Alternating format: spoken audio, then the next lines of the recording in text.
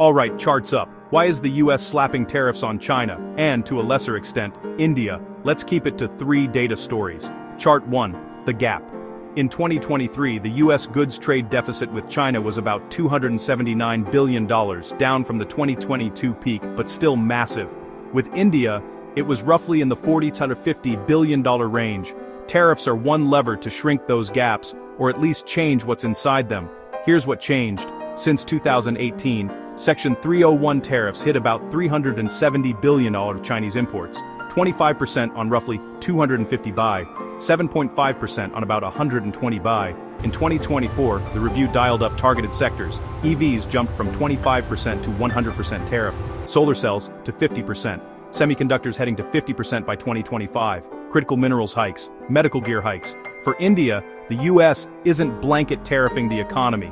The big one was Section 232, 25% on steel, 10% on aluminum back in 2018, which also hit India. The US also pulled India's GSP benefits in 2019 over market access issues.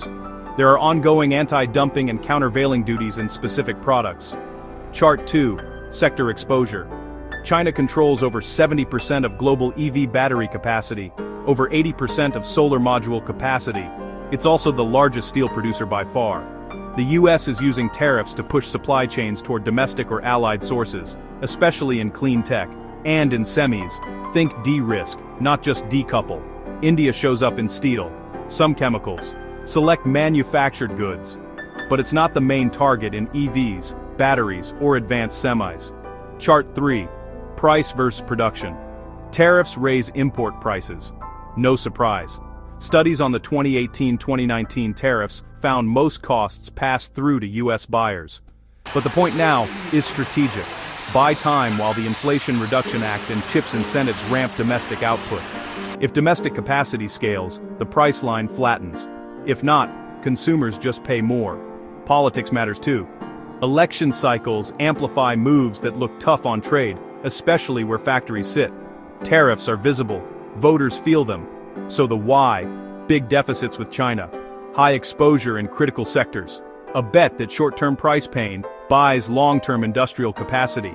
India, it's collateral in metals and specific cases, but also a strategic partner, hence narrower, case-by-case actions. Net tariffs are the blunt tool. The real test is whether the investment side builds enough supply to make them temporary. That's the data.